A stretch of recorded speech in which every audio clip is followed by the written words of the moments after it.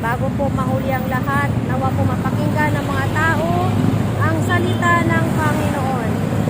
Sa Diyos ang papuri at pasasalamat. Magandang gabi po sa mga tao po na nandirito po sa lugar na ito. Magandang gabi. Sumayin nyo nawa ang kapayapaan at kagandang loob ng ating Diyos Ama na nasa langit at ng ating Panginoong Heso Kristo. Magandang gabi po. Peace be with you, people of God. Ako po ay nandirito para po ibahagi po ang salita ng Diyos na walang bayad. Huwag po kayo mag-alala, hindi po ako hihingi ng pera o anumang mga bagay na meron po sa inyo. Pakinggan po ninyo ang mensahe ng Diyos sa araw na ito, mga kapatid. Sa araw na ito, ang araw na ito ay ang araw ng ating kaligtasan. Hindi po natin mapapromise kung tayo po ay kahabagan pabalikat na magising bukas. Tayo pong mga tao, may decision po tayo na matulog. Pero po ang pagising po ay hindi po yan decision natin. Decision po yan ng Panginoon kung gigisingin ka pa ba niya o hindi na. Kaya mga kapatid, nasusulat po sa Efeso chapter 6 verse 18. Tayo po ay laging manalangin. Manalangin po tayo sa lahat ng pagkakataon, mga kapatid. Umiling po tayo at sumamo sa patnubay ng Espiritu. At magpasalamat po tayo sa Diyos, mga kapatid. Mga kapatid, hindi ko po ito ginagawa na ganang akin lamang. Dahil ito po ang kalooban ng Diyos Ama. Ito po ang kalooban ng Diyos Ama na ibahagi po ang kanyang salita sa lahat po ng nakikinig, sa lahat po ng may mga tainga. Mapalad po ang nakikinig sa salita ng Diyos. Mga kapatid, makapangyarihan po ang salita ng Panginoon. Makapangyarihan po, mga kapatid. Mga kapatid, tayo po ay mahal ng Diyos. Mahal na mahal po tayo ng Panginoon. Nasusulat, John 3:16, sapagkat gayon na lamang ang pag-ibig ng Diyos Ama. Kaya't ibinigay niya ang kanyang anak, ang kanyang kaisa-isang anak, upang ang sinuman po ang sumampalataya ay hindi mapahamak, kundi po magkaroon ng buhay na walang hanggan.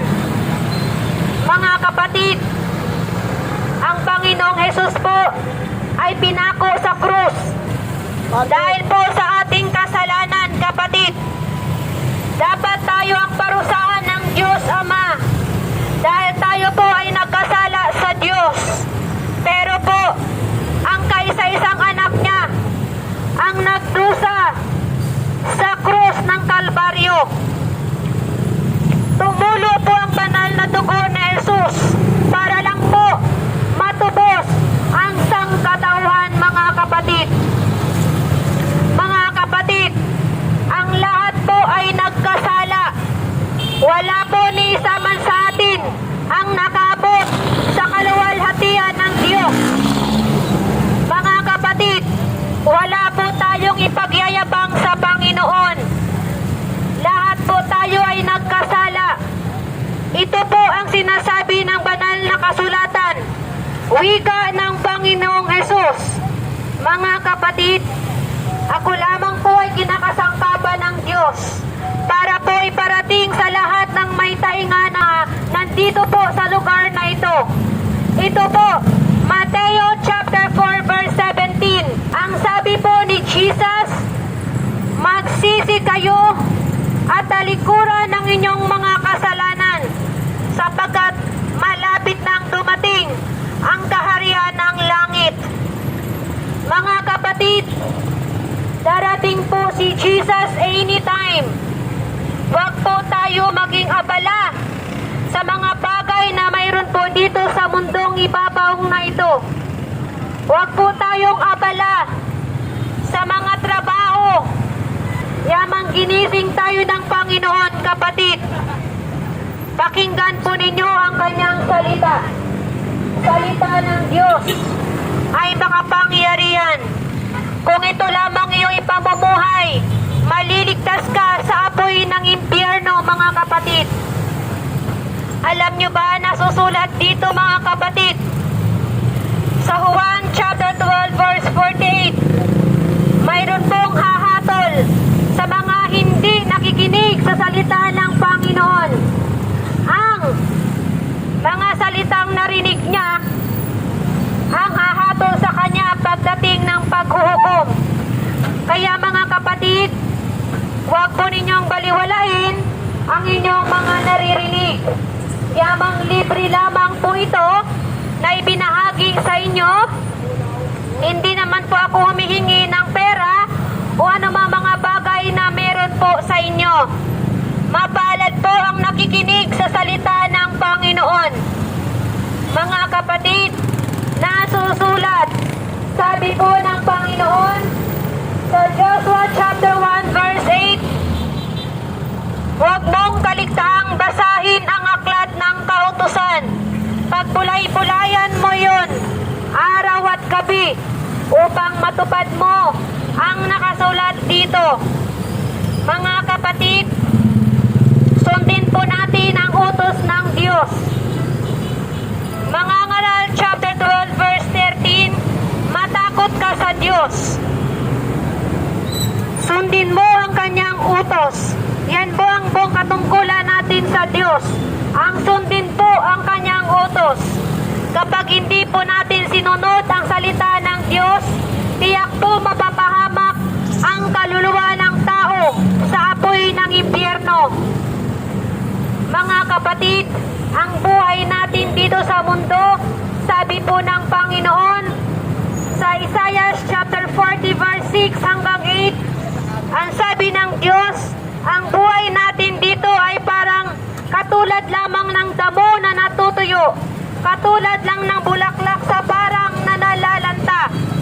Pero po ang salita ng Diyos mananatili magpakailanman. Nasusulat Santiago chapter 4 verse 14, ang buhay ng tao dito sa mundo ay parang usok lamang, biglang lumitaw at biglang nawala. Ganon po ang buhay natin sa mundo. Kaya mga kapatid, kailangan po natin si Jesus. Kailangan po natin si Jesus. Lumapit po tayo sa Panginoon. Lagi po tayong manalangin.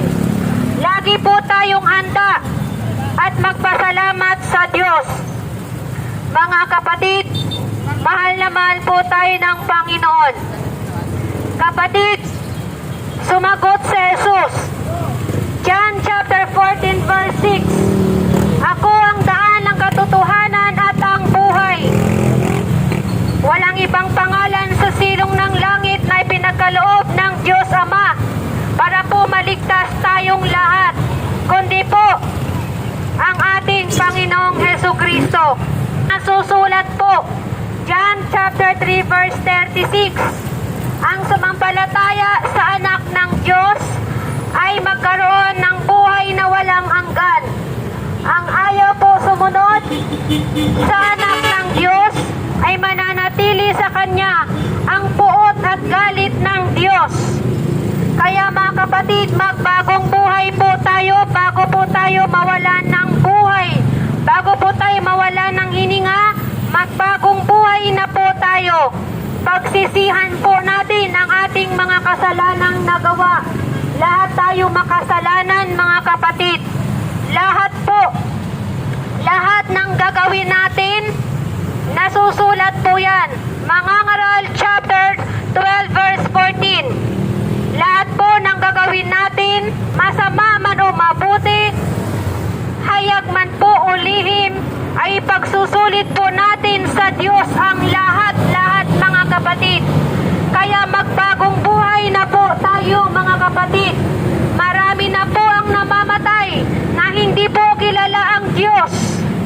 Hindi po tinanggap si Jesus bilang tagapagligtas. Mga kapatid, Hebreo chapter 9 verse 27, itinakda po ang tao na minsan lamang mamatay, pagkatapos nun ay paghuhukom na po, kapatid.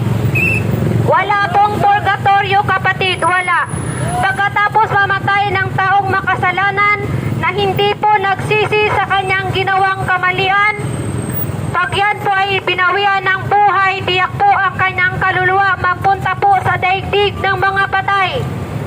Pero ang taong nagpaliklob sa Diyos, tinanggap si Jesus bilang Panginoon at tagapagligtas, nagpakumbaba at nagpasalamat, namumuhay sa kabanalan, ang taong ito ay mapupunta po sa dambana ng Panginoon, kapiling ang Diyos. Mga kapatid, binigyan po tayo ng kalayaan ng Diyos na mamili. Nawa po ang kalayaan na binigay ng Diyos sa atin ay gagamitin po natin sa kabanalan. Piliin po natin ang kabanalan. Hindi po ang mga bagay dito sa mundo na nagtutulot po na ikaw ay mapunta sa impyerno. Mahal po tayo ng Diyos. Kaya binibigyan pa po tayo ng Panginoon ng pagkakataon na mabuhay. Yung iba po sa atin, patay na po.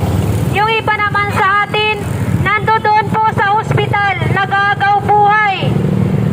Yung iba naman po, hirap na hirap sa kanilang karamdaman.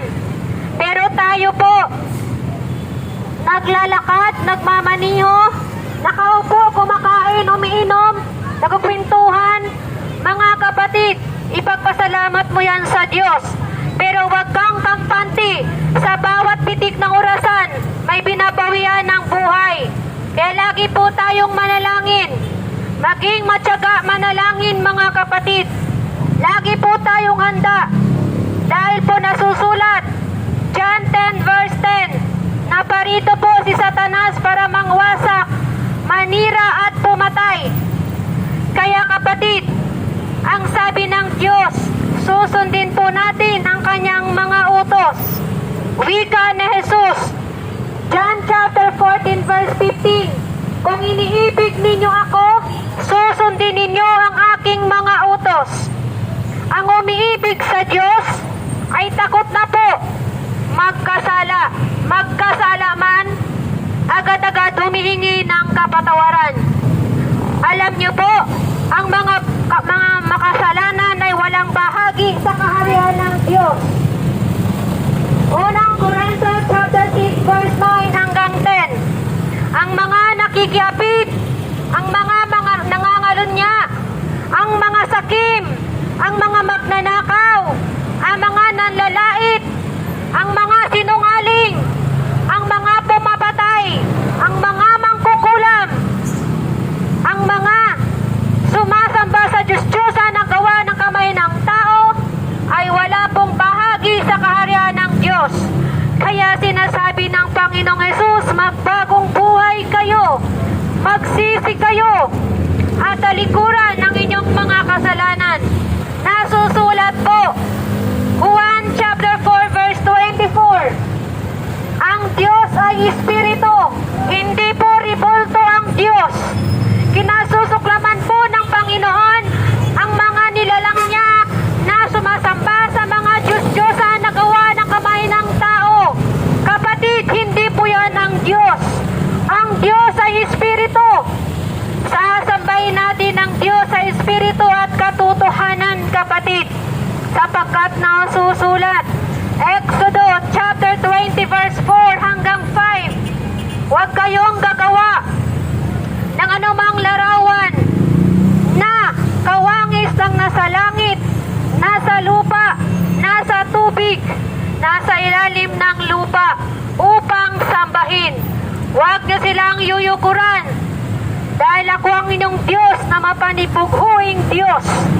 Ang kasalanan ng magulang ay sinisingil ko sa kanyang mga anak sa ika-3 at ika-4 na salinlahi. Mga kapatid, Ayaw ng Diyos na meron po tayong sinasambang iba. Maliwanag po sa banal na kasulatan. Sundin po natin ang utos ng Panginoon nang hindi po tayo mapapahamak, kapatid. Mahal na mahal tayo ng Diyos, kaya binibigyan niya po tayo ng babala.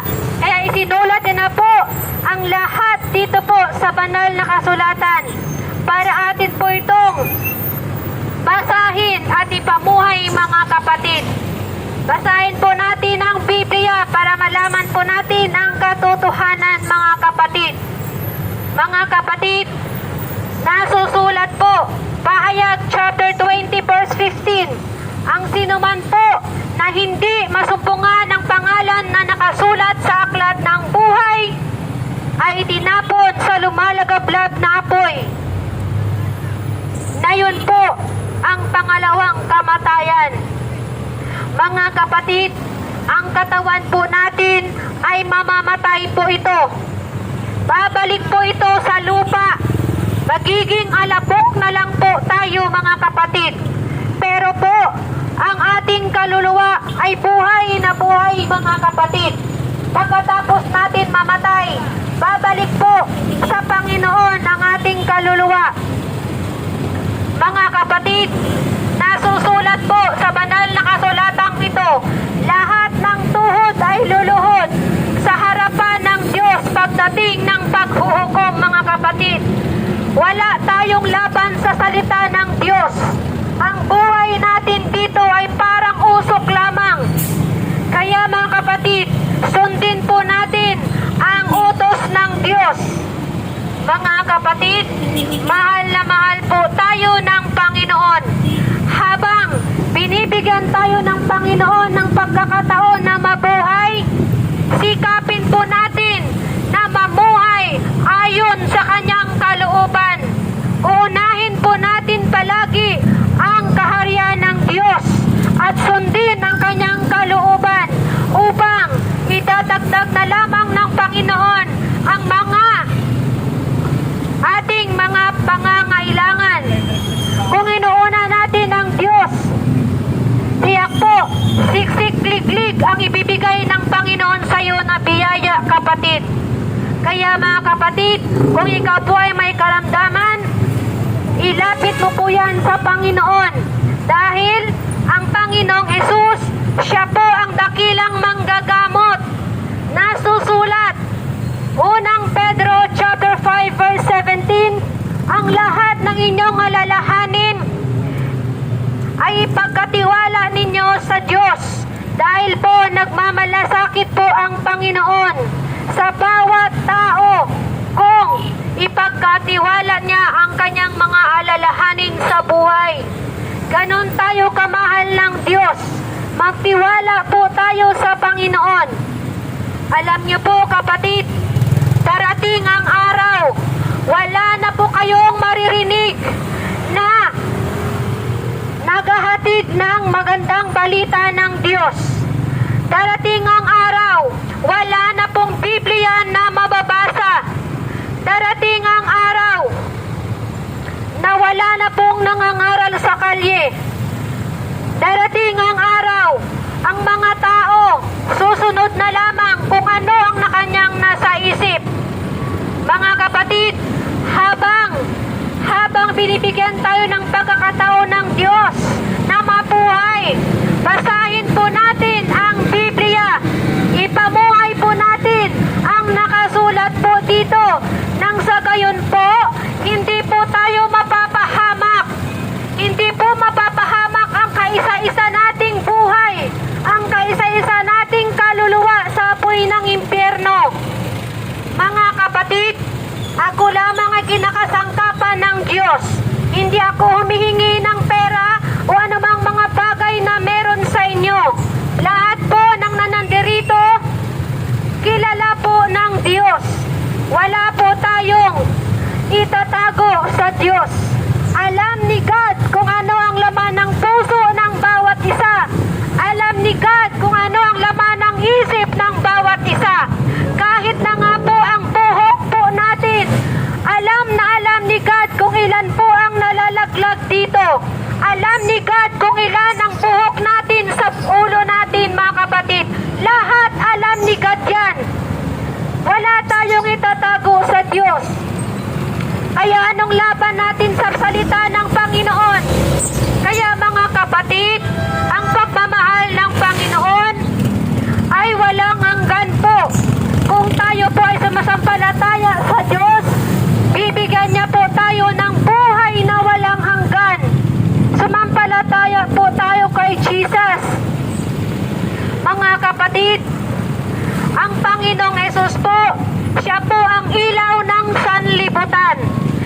Ang Panginoong Hesus po, siya po ang muling pagkabuhay, mga kapatid. Si Jesus po ang tinapay ng buhay. Siya po ang puno ng ubas. Nasusulat, Isaiah chapter 9 verse 6. Si Jesus ang kahangahangang tagapayo. Si Jesus ang makapangyarihang Diyos. Si Jesus ang prinsipe ng kapayapaan. Si Jesus ang makapangyarihang Panginoon. Nasusulat din po, Pahayag chapter 22 verse 13. Si Jesus ang Alpha at Omega. Si Jesus ang una at huli. Si Jesus ang simula at wakas. Kaya, mga kapatid, sumampalataya po tayo sa Panginoong Hesus. Wala na pong ibang pangalan sa silong ng langit na ibinigay ng Diyos, kundi po ang pangalan lamang ni Hesus. Ganon po kakapangyarihan ang pangalan ni Hesus. Kung sumampalataya po tayo sa Kanya, hindi po tayo mapapahamak, mga kapatid. Amen. Yes, Lord. Hindi po mapapahamak ang mga tao na sumasampalataya at nananalig sa pangalan ni Jesus. Kaya mga kapatid, sa Diyos ang papuri at pasasalamat. Hindi pa po huli ang lahat. Pagsisisihan po natin ang ating mga kasalanang nagawa. Talikuran na po natin ang bisyo, mga kapatid. Mga kapatid, huwag po natin lagyan ng mantsa ang ating katawang lupa. Nasusulat, Leviticus chapter 19 verse 28. Sabi ng Panginoon, huwag kayo maglagay ng tato. Kinasusuklaman ng Diyos pag ang tao po ay naglagay ng mantsa sa kanyang balat. Ngayon po narinig mo na po, iluhod mo na po ang tuhod mo sa Panginoon bago po magbukang liwayway. Hingin mo na po ang kapatawaran sa ating Panginoon bago mahuli ang lahat. Hindi mo na po yan mabubura, kapatid. Ang mantsa sa katawan po ninyo. Ang dapat niyong gawin ay iluhod ang tuhod ninyo sa Panginoon at hingin ang kapatawaran. At huwag na pong uulitin kung nais po ninyo na maligtas sa apoy ng impyerno. Dahil ang sabi ng Diyos, Ezekiel chapter 33 verse 11, hindi ako nasisiyahan sa mga taong makasalanan na mamatay sa kanilang kasamaan. Ang nais ko, sila ay magbagong buhay. Kapatid, mahal na mahal ka ng Diyos kahit may mansa ang katawan mo. Kahit ikaw po ay magnanakaw, kahit ikaw nga po ay sinungaling, ikaw ay sumasamba sa Diyos-Diyosan, ikaw po ay nakikiapid, nangangalunya, mahal ka ng Diyos. Ito po sinasabi niya, magbagong buhay ka, kapatid, hanggat binibigyan ka ng pagkakataon ni God na mabuhay. Repent, people of God, Jesus is coming. Matthew chapter 4 verse 17, wika ni Jesus, repent for the kingdom of heaven is at hand, kapatid. Magbagong buhay po tayo, kapatid. Individual po ang kaligtasan. Individual po ang kaligtasan. Philippians chapter 2 verse 12, work out your own salvation, sabi ng Panginoon. Kaya mga kapatid, kung mahal po natin ang kaluluwa natin, magbalik loob na po tayo sa Panginoon. Amen. Sa Diyos ang papuri at pasasalamat.